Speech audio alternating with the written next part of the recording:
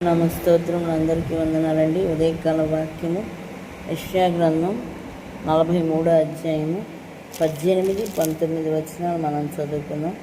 మునుపటి వాటిని జ్ఞాపకం చేసుకొనకుడి, పూర్వకాలపు సంగతులను తలంచుకొనకుడి. ఇదిగో నేను ఒక నూతన క్రియ చేయుచున్నాను, ఇప్పుడే అది మొలచును, మీరు దాన్ని ఆలోచింపరా.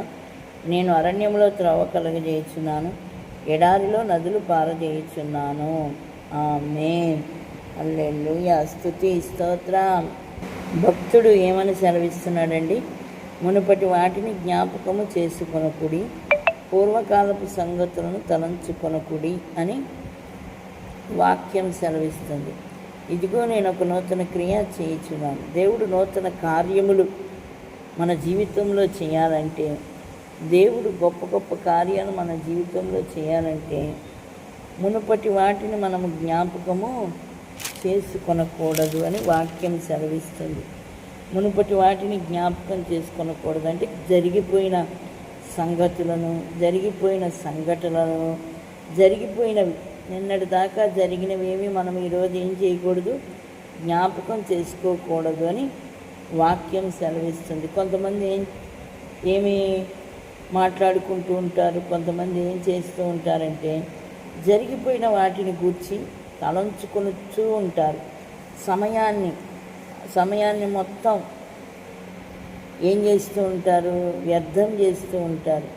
జరిగిపోయిన కాలాన్ని గురించి జ్ఞాపకం చేసుకుంటూ, పలానా రోజు నువ్వు నన్ను అదన్నావు, పలానా రోజు నువ్వు నాకు ఇలా చేసావు, నీ వల్ల నాకు ఇలా జరిగింది, నీ వల్ల నాకు ఇంత నష్టం జరిగింది, నువ్వు నన్ను అలా తిట్టావు, ఇలా తిట్టావని ప్రతిరోజు, ప్రతి క్షణం, ప్రతి దినము కూడా చాలామంది దేవునికి ఇవ్వవలసిన సమయాన్ని ఇవ్వకుండా వాటిని జ్ఞాపకం చేసుకుంటూ పూర్వకాలపు సంగతులను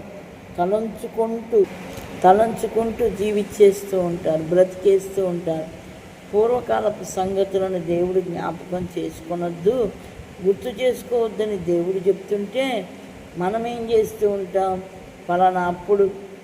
పలానా సంవత్సరంలో పలానా రోజున నువ్వు నన్ను ఆ మాట అన్నావు, ఈ మాట అన్నావు, ఇదే మనం జ్ఞాపకం చేసుకుంటూ మన సమయాన్ని వృధా చేసుకుంటూ జీవించేస్తూ ఉంటాం.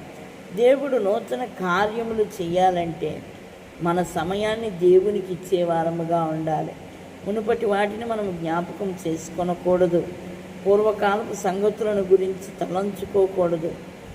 బంధువులు కనపడినా, స్నేహితులు కనపడినా పలానా రోజు పలానా వ్యక్తి ఇలా మాట్లాడాడు, ఇలా చేశాడని మనం ఏం చేస్తూ ఉంటాము, ఇతరుల మీద